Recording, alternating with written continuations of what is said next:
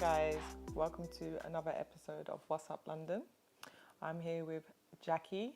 She is a poet and a cancer survivor. Welcome to my show. Thank you very much for inviting me. Thank you for coming.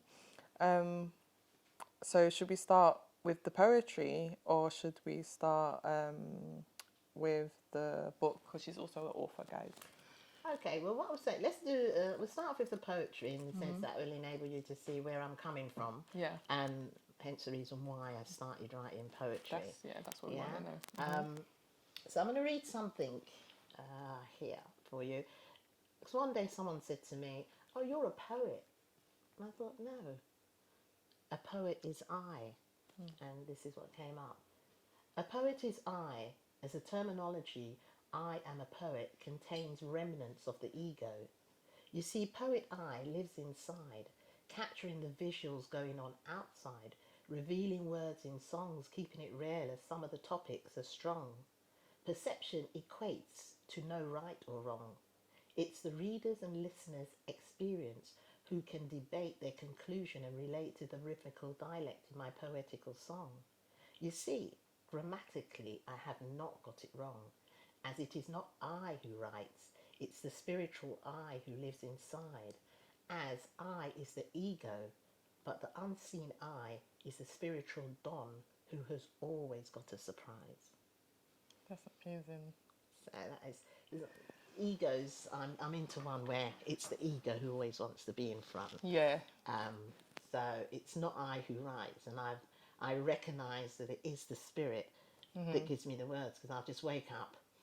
And they're there. And it's there. And I do them at one take. It's not where people say, scribble and rub out. It just goes at one take. And I'm blessed with that. So I've got to say I'm blessed with that. Yeah, that's definitely a blessing. When did you start getting into like writing poetry and stuff like that? And how? I've written all my life. When my husband was alive, what we used to do was children's stories. Okay. And I would write the story. And he was a musician and he used to compose the music. Okay. He played saxophone and clarinet, but he studied music at uni, so he can compose a full composition, and then we'll do them for children in a book and CD. Okay. So I did that for many years, and then he fell ill. He started getting epileptic fits, so he fell ill with that. And it's when I had cancer, when I was diagnosed with cancer, the poetry then started coming. And I wrote my journey through cancer. Okay. So I had the cancer, I got diagnosed, the mastectomy, when I had the mastectomy, and my journey after. And then 6 months after, my husband died. Oh no. So then I wrote my journey through death. Okay. So, but I just write every day. It's what the spirit gives me. So I just write as I go along. So your husband wasn't diagnosed with? No, he was epileptic. Just epilepsy. Okay, and then what cancer did they diagnose you with? Breast cancer. Breast cancer, okay. And how was that for your husband and you at the time? Well, he was very humble and quiet. I always personally, I always tried to protect him, because I knew if he got worried, I think, oh my gosh, he's going to get a fit if he gets worried. So it's like, I'm fine, I'm okay. Yeah. And that's how I wrote it out. Right. I'm fine and I'm okay. Yeah. I mean, we were together for 29 years. Oh, wow. So it wasn't that I just knew him yesterday. Yeah. And he was my life. Yeah. So it's like, it was one of the things where I just always wanted to protect him. Don't worry about me. Yeah. It's just to make sure if you worry yourself, you're going to be ill. You're going to have a fit. And he used to have them every 6 weeks. So it was the full grand mal, and you might fit for 12 hours and in and out of hospital. So I had to balance, but God is good to me all the time and every time. Blessed. Okay, so it's hard because you don't want to worry him, but then does that then stop you from having the support that you needed, or did you get support from other places, like your friends and family? My main support I got was from my cousin, because when they said to me that they found I went for a test, the test and the mammogram, and it was really strange because I wasn't going to go. Okay. And then somebody kept saying to me, go on, you got to go for this, that. And I thought, I'll take another time off. But they said, I will give you a Sunday appointment. But I went the week before for some reason. And then I thought the Sunday I was meant to go, I said, can't be bothered with that. It's never going to happen to me. Yeah, You know, we'll say that. Something said go. So I went with my joyful self as usual and making joke with them in there. And then the Wednesday I received the letter and they said that they seen something and I need to go to Edgware Hospital. So I brought my cousin with me, and it's always important that people bring someone with you because when they start talking, you've gone into a third world conversation to yourself and you can't really understand or hear what they're saying. Yeah. So I brought my cousin with me and Pat, and they give you some more tests. So when people say, oh, they've mistaken, for me, they don't make a mistake because the second set of tests is awful. Yeah. What they give you, it's really. That was one of the times where I thought, wow, this pain. This is really awful because to find where they've seen the cancer, they then give you a test where they drill in you and to get a biopsy out. But it's not just say, oh, we're going to just take some liquid in there. Yeah. So that I would say was very, very painful. Yeah.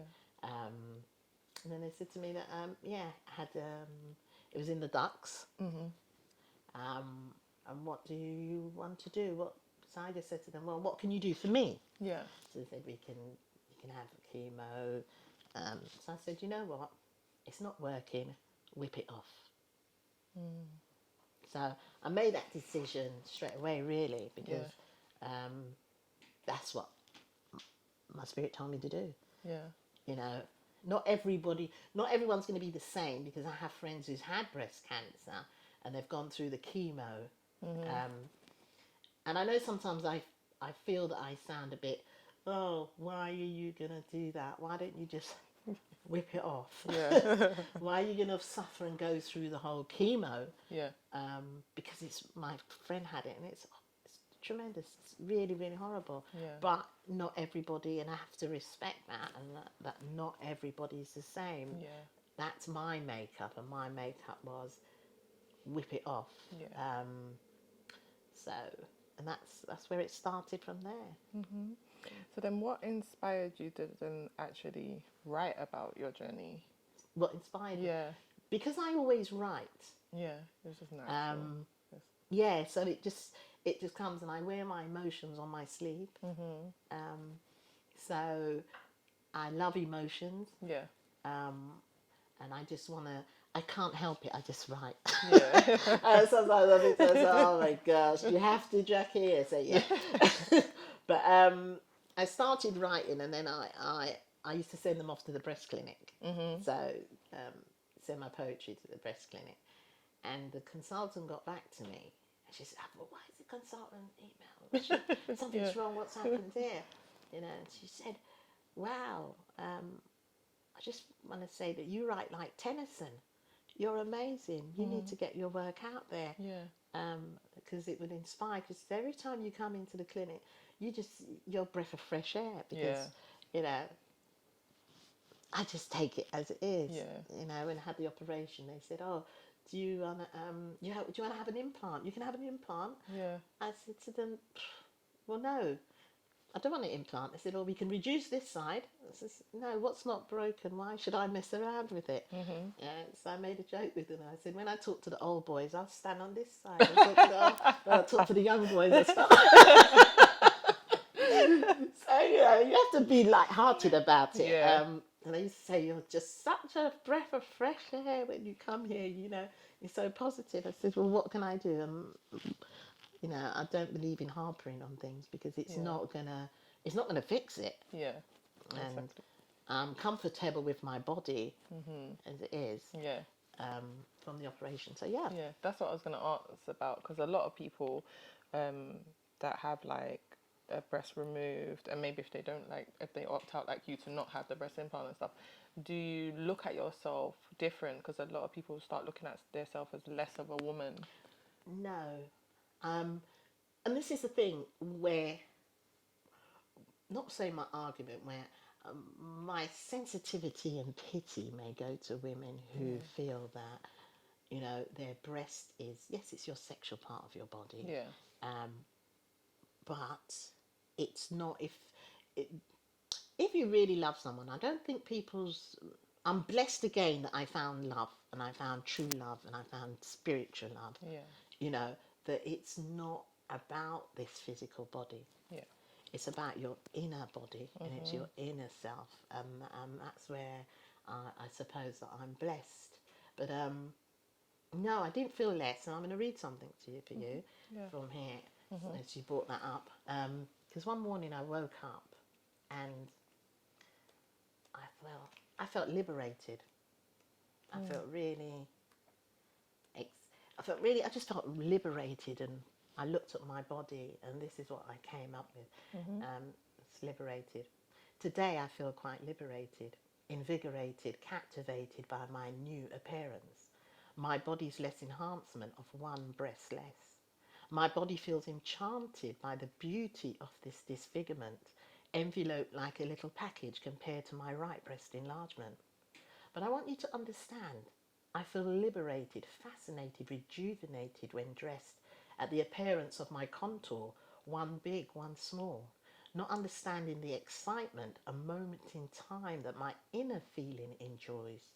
The endurance of cancer's complexity is like a relationship with uncertainty. Even though I await the results if I am cancer free, I still feel liberated, controlled, and embracing my new body. I am happy, free, a somebody, not a nobody. So Yeah. So that's what I was getting at, because a lot of people that do go through this end up feeling like they have to relearn themselves and re-love themselves. I think they didn't love themselves in the beginning. The relying on a man's love and not your love, Yeah. your inner love, will then make you feel, oh, I need to find myself again. Yeah. You was never lost. Yeah. Or you was never found. Yeah. Yeah. One of the two. Well, yeah. So I think it's women.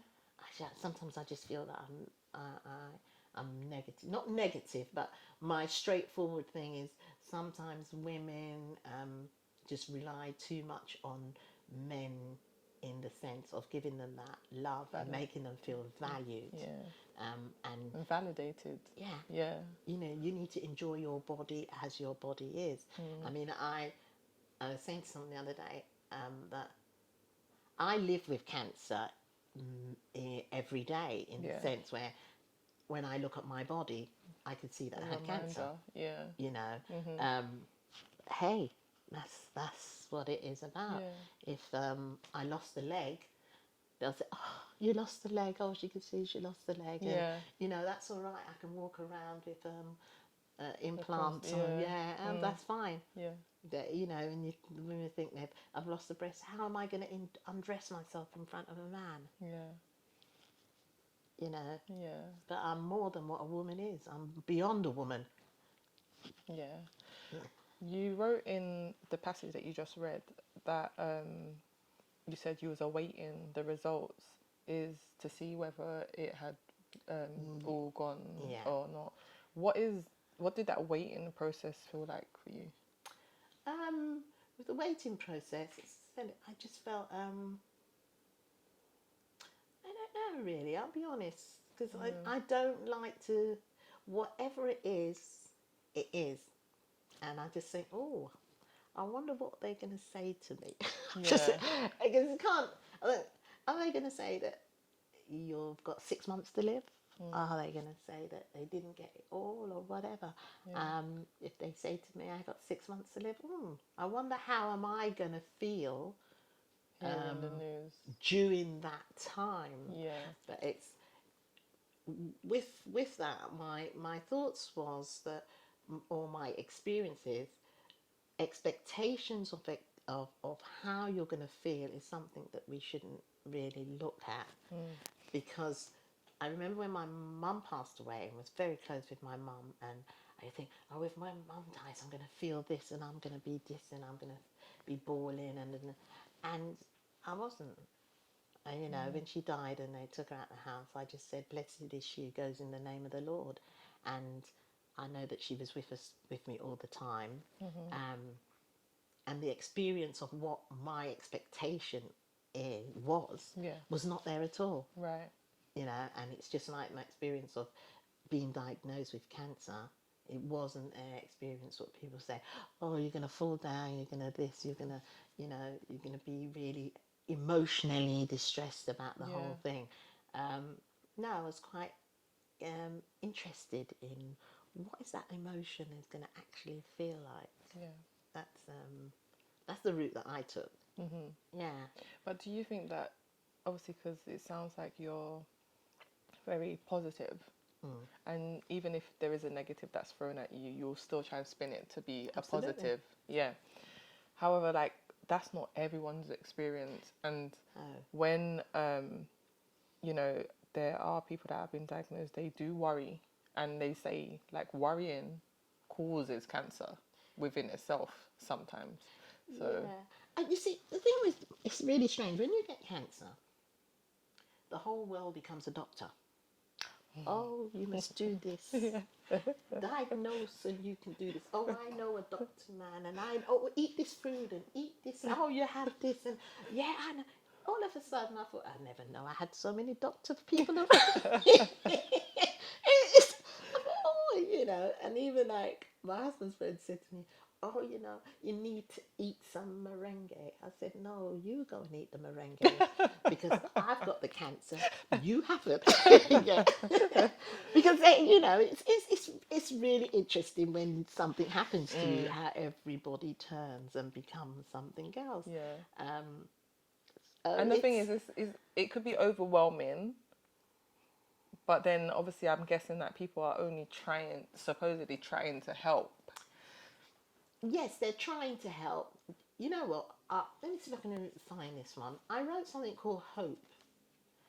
Because people say things to comfort themselves. Yes, they're not comforting me. Yeah, because they don't know how to deal with it. They don't know how to deal with it. So what they do, they're saying things to help themselves. Yeah. Comfort themselves. Yeah.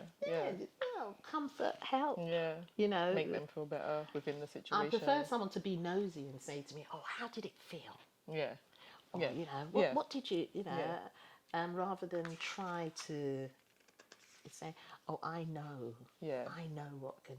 And have you tried eating this? And one of the experience I had was that my bestie, who was not well, she was taking merengue every day, and she was a vegetarian, and she only ate this and she that. And then she phoned me up. She said, "Guess what, Jacq? It's caught me." So she went through all these things throughout the years, eating this and people saying, "Oh, eat this, don't eat this, eat that, and you'll be cancer free." Yeah. And it wasn't the case. So it's like, I can't remember where it was, but it's really about having hope. Hope is no hope. Did I write it in here? Because it's just, how do you cope with hope? It's not my hope, it's your hope. Yeah. I just look at it like that. You can go on God's grace for a look. Well, I haven't got it in this one, but I will find it throughout. Yeah, basically, hope is coping with it and being positive. You have to be positive within yourself. You have to love yourself. Not have to, because it's my perception. I look at things and say things are in my perception, because something that my husband taught me, that everybody's perception is different. And some people say, "How comes you not stay together? You've not been together for 29 years. Well, how does it work?" It works because I respect your perception. I might look at that bag and see that bag as a grey bag. Yeah. He would look at it and see it as a black bag. Who am I to argue with you? I'm not in your brain. I'm not in your mind. Yeah. So I just accept what you're saying and say, "Oh, is it? But yeah, isn't it funny how we both see things in different ways, but we can still come to one conclusion, that it's a bag." Yeah. That's what I was going to say. Yeah. Ultimately. So perception, when I say things about people, I always say, But my perception is, because I don't know if you've had that perception, you've had that experience to actually deliver it in the same way as me. Yeah. So yeah. Sorry, I'm on different. That's fine. I go on different wavelengths, don't I? So yeah. So once you got the results that you're cancer free, how did it change the way you started to perceive life, or did you look at life differently, or was it just different because your husband had passed? Because we was talking about that as well. Yeah, he passed 6 months after I was diagnosed. Sometimes I feel bad in being positive and looking at things in an interesting way. But that's not a negative. No, it's not. But I don't know. Sometimes I think, I should really feel sad about this, or I should feel, yeah. But no, when they said I was cancer free, when they said I had cancer, when they said I was cancer free, I was like, oh, well, that's good. What do I do? What am I doing with myself now? Just get on with it. Just write. Yeah. Just keep The writing. thing that Just keep writing. And that's what it is. I write. I want to be the voice for the silent sufferers, because I do note that there are people out there who have cancer, who have an illness, and it's like they're ashamed that they've got it. Yeah. People don't put sickness on themselves. Yeah, because it's like you're disabled. A lot of people feel like they're disabled, Yeah. or they're a burden to their family or their partners or stuff That's like right. that. So I don't put.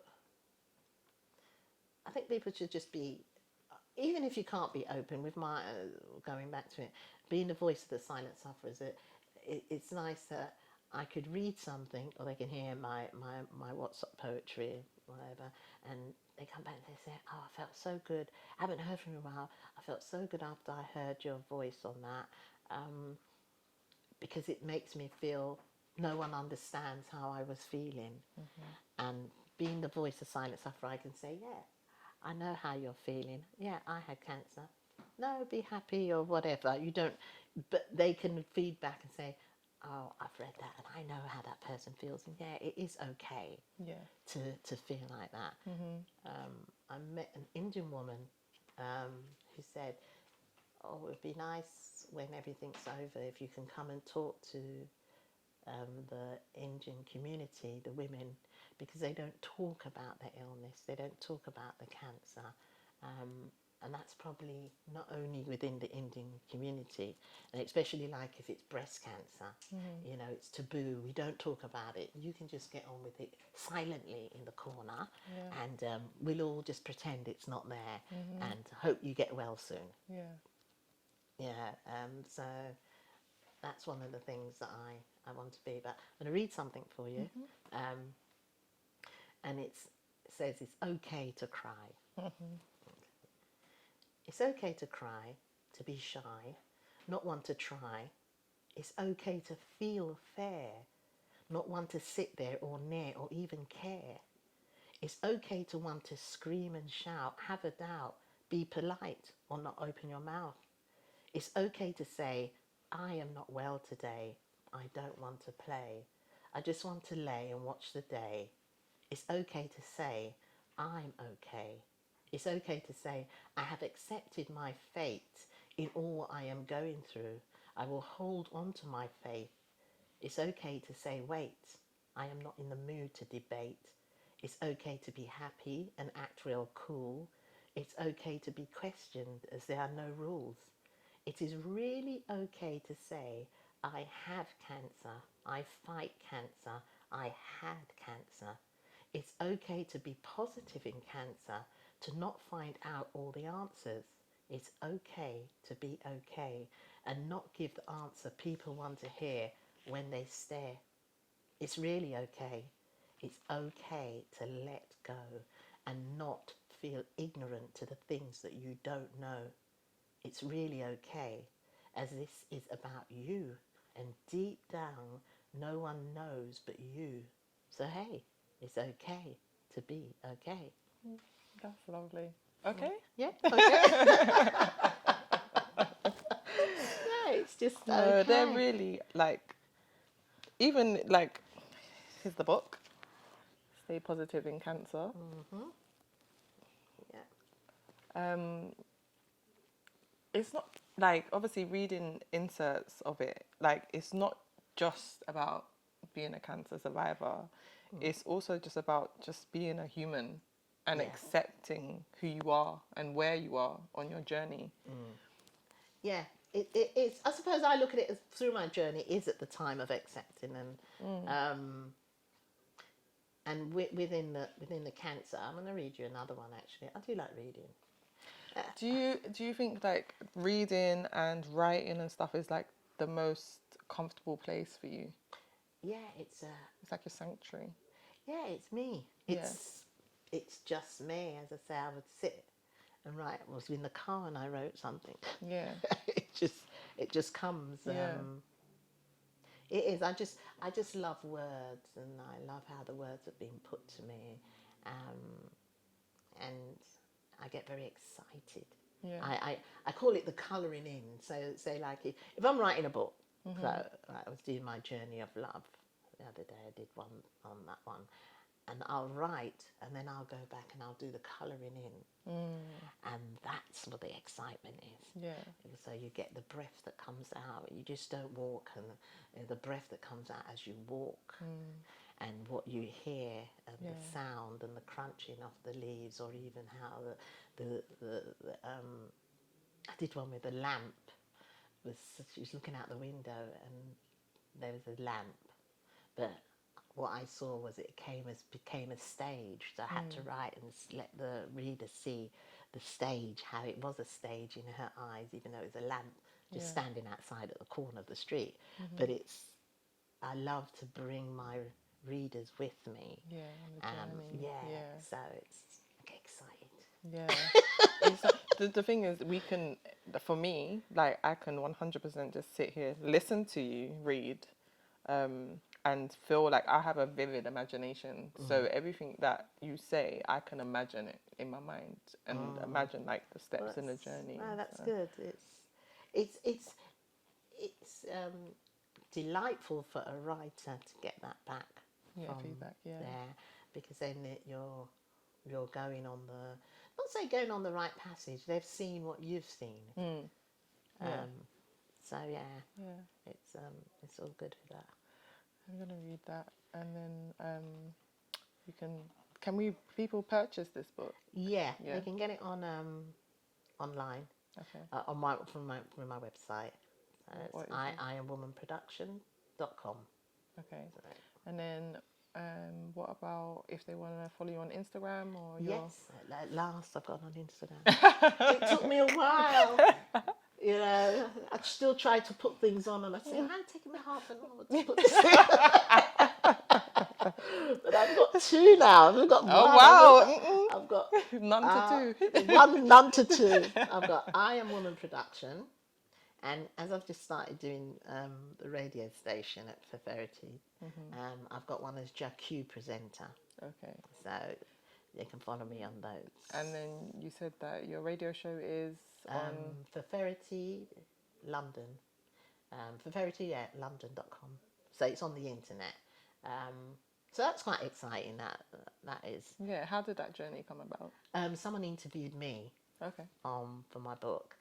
And the guy who runs the station, he says, "Oh, you really sound good, and you sound so comfortable while you're talking." He said, "Do you want to come and do something with me?" So I says, "Okay, I'll come and have a quick chat with you." So I just did a quick chat with him. Then he said, "Do you want your own show?" So I thought, I work at Brixton during the week. Once a week I go up to Brixton. So I said, "Okay, I'll do a Wednesday." And I do that, and I take them on for Faverity Desert Island and get them to just choose some of their discs, give them a few quiz on survival, and just hear what their life story is about as well. So, so that's what I do. But, this one I'm going to read. I did it for Webby J from, he used to be Matumbi. And the guy sang, "I want to go outside in the rain." It's an old time. But he was diagnosed with cancer, and I looked after him during his last days, his last months of cancer. It was very sad, because you saw how he had prostrate, and he just went from something to nothing. You know, he'd pick up his two little legs out the bed to go to bring him to the toilet and whatnot. Yeah. But I used to sit with him and just talk about nothing, and say to him, "Don't be frightened." I think the thing was, the journey I knew that he would be going on. He would see and hear things, because my sister had passed with that, and even before Clem passed, he said to me, before he passed away, he said, "You know what, Jack, I'm not going to be here this long now, because the spirit goes before the physical." Yeah. And so I said to Webby, "I know you're frightened." I said, "Don't be frightened. Yeah. Go with the flow. Whatever you're seeing or whatever you're hearing, just go with it." So, because it's not for me to say to him, "Oh, you'll soon get better. Don't worry about it." It's not about that. It's about, I can understand what you're going through. I'm not being there, but what my spirit is telling me is that don't be frightened. Just go with the flow. And that will help your journey, because he used to be in so much pain, but he didn't want to take the medication. So that was even like, but that's how, through the time I looked after him when I was with him. But I've called this, at the same time, Chadwick Boseman died of the cancer. So the morning I heard that, this is what I wrote. It's called "Cancer Has No Respect." Cancer has no respect as it races through the earth. It cares not if you are rich or poor, if you are a child or your age is more. When it knocks on the door, the recipient is at times shocked and flawed at the alien who is now creeping through their pores. Cancer has no respect, cares not what you have achieved, does not care if you believe that you will conquer this through treatment or retreat at each stage you beat. The ongoing battle that you need to complete to rid this beast. What it has taught me, that I have been given a ticket. I am not angry, I am not sore, I applaud its engagement so I can get on with the life that I have ahead of me, do things that interest me, not challenge me, contents me, pleases me, respects my behavior, my perception, my life's interaction, tomorrow's intention. Cancer has given me a new invention, a new me, as through the fisheye I see the world and me. A golden ticket, as we know what is coming. The ticket may lay dormant for many a years. Between receiving it and using it, learn and enlighten you. Don't let it govern you. Your moves through this planet, your encouragement, entitlement of life. I had cancer knocking on my door. I need to say no more. Thank you That's so much. Yeah. Your t-shirts. Yes. Do you sell them? Yes. And this is still Stay Positive in Cancer. And is it the same from your website where they can be purchased and stuff? So it's on the website as well. I'm actually really happy that you are still very much upbeat and you haven't allowed it to like change your personality, because I feel like a lot of people, when they go through something like that, it changes them dramatically and they become very fearful of it coming back and sometimes not live their life to the fullest. And what is living your life to the fullest? This is another thing. Yeah. I sort of think to myself, well, it's just like people say, death is to part, we'll stay together forever. But who knows who's going first? We just don't know. Yeah. You know, and I know they'll be waiting for me at the door where the trumpet calls. They'll be waiting for me. I always say, I look up and say, Dudu, I hope you. I used to call him Dudu. Dudu, I hope you're waiting for me. You know. When he got buried, when we buried him, he was a Russ, so he had the whole. It was just drums we just did, And what really made me see that with death was an interesting thing, that when the trumpet calls, I'll be there. And when they started singing that, I said, the trumpet calls and I'll be there. And I realised, I says, okay, so just make sure, don't be talking to them girls up there. Make sure. So when the trumpet calls, You're there. you're there, So that's, life is, what is life? What is, I think I embrace the power of now. Mm-hmm.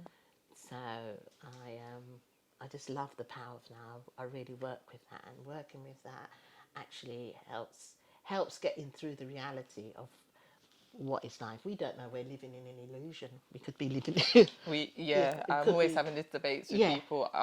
Is this our reality, or is the dream world our reality? Which one is it? Because heaven and earth, they say, what is heaven and earth? Mm-hmm. How do we not know that heaven is here? Yeah, exactly. That Or hell is here. Yeah, and we can move into that. Intertwining Yeah, space. so you can just open up that elastic and you can step it. I used to do it though. Yeah. Don Juan, I used like Carlos Castaneda's. Yeah. Yeah, and Yeah. he opens No, up the yeah. elastic and he goes in. But Carlos Castaneda's, we used to read a lot of his books. I like meditating, getting that silence. Yeah, stillness. Yeah. Yeah. And it's when you can get into that gap. I don't know if you've read the book Power of Now. It's getting into that gap. And when you get in that gap, that 2 seconds of nothingness, it's like, wow, it's whoosh. Yeah. It's an amazing feeling. Yeah. And you only can get it when you reach that pinnacle part of stillness as well within yourself. Yeah. Okay, thank you so much for coming. No, thank you for having me. I did want to talk to you about more stuff, but we can maybe have another meet up and another talk. I'll give you my journey of love by then. Yes, that's what I really need. Thank you so much. No, thank you very much for having me. Jahq Music.